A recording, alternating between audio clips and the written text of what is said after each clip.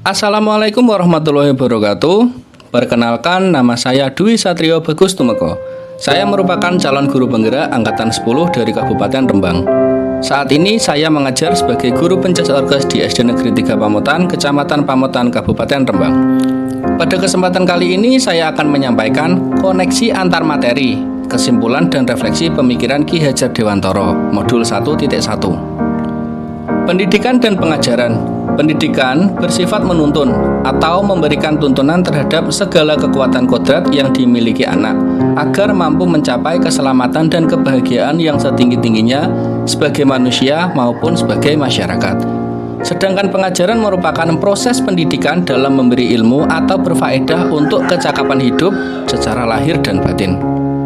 Prinsip perubahan Ki Hajar Dewantara yang dikenal dengan asas trikon. Yang pertama adalah continue. Pengembangan yang dilakukan harus berkesinambungan, dilakukan secara terus-menerus dengan perencanaan yang baik. Yang kedua adalah convergent. Pengembangan yang dilakukan dapat mengambil dari berbagai sumber, bahkan dari praktik pendidikan yang berasal dari luar negeri. Yang ketiga adalah konsentris. Pengembangan pendidikan yang dilakukan harus tetap berdasarkan kepribadian kita sendiri.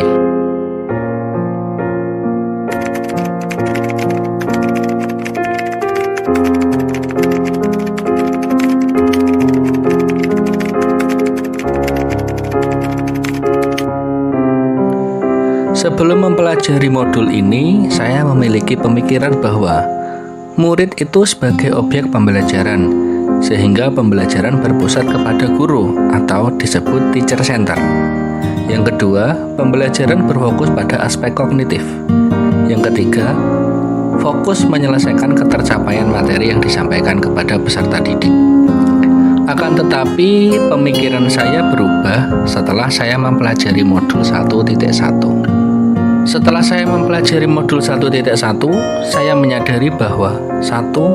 Guru bukanlah satu-satunya sumber belajar. 2. Pembelajaran akan berpusat pada peserta didik. 3. Menghargai setiap karakteristik belajar anak. Selanjutnya saya akan melakukan beberapa hal, yaitu 1. Menyusun pembelajaran yang menyenangkan agar motivasi belajar siswa menjadi meningkat. Yang kedua, pembelajaran secara menyeluruh, tidak hanya terfokus kepada aspek kognitif, tetapi juga psikomotorik dan sikap. Guru juga memiliki peran sebagaimana yang disampaikan oleh Ki Hajar Dewantara. Ing ngarsa sung tulodo, guru di depan harus memberikan contoh atau tauladan yang baik kepada peserta didik. Ing madya mangun karsa, guru sebagai yang di tengah harus memberikan semangat kepada peserta didik. Yang ketiga, tutwuri handayani. Guru di belakang harus memberikan dukungan atau motivasi kepada peserta didik. Guru juga harus mewujudkan suatu pembelajaran yang menyenangkan, tidak membosankan.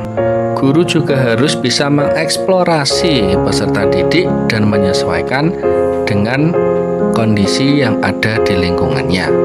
Selain itu, guru juga harus mengembangkan pembelajaran sesuai dengan kemajuan teknologi.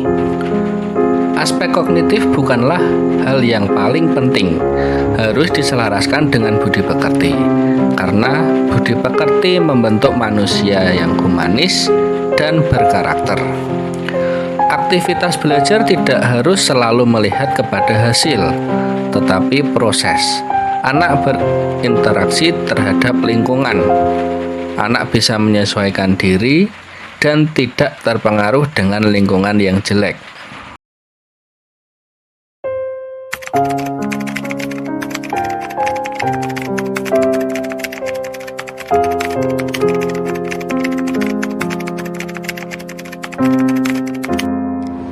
Setelah mempelajari modul 1.1, saya menerima banyak pengetahuan. Selanjutnya, saya akan berusaha memberikan contoh yang baik terhadap peserta didik. Saya akan menerapkan prinsip merdeka belajar. Dan saya juga akan mendorong peserta didik untuk berpikir lebih kreatif dan inovatif, mengembangkan potensi diri yang mereka miliki. Saya akan menerapkan pembelajaran kontekstual. Lingkungan dan kearifan lokal menjadi sumber belajar, sehingga peserta didik mengenali dan melestarikan kebudayaan yang ada di sekitarnya. Di sekolah kami, SD Negeri 3 Pamotan melaksanakan pembiasaan budi pekerti.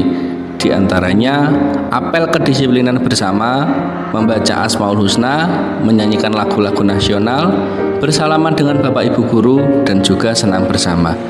Hal ini kita lakukan untuk membiasakan budi pekerti yang baik, melatih kedisiplinan, juga menyeimbangkan antara pengetahuan dan juga keagamaan.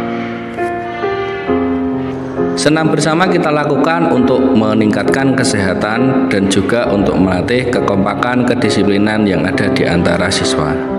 Selain itu, sekolah kami bekerja sama dengan pihak masyarakat atau pemerintah desa, puskesmas, kepolisian, koramil, dan lain-lain. Pemerintah desa seringkali memberikan bantuan terhadap siswa kami yang berprestasi. Pihak kepolisian seringkali mensosialisasikan tentang tata tertib lalu lintas, bahaya penggunaan narkoba, dan hal lain, sehingga murid bisa mengetahui apa yang harus dilakukan dan apa yang tidak boleh dilakukan. Dari pihak puskesmas memberikan imunisasi, memberikan pemeriksaan rutin secara berkala, dan juga memberikan penyuluhan terhadap para siswa. Sekian yang dapat saya sampaikan. Terima kasih.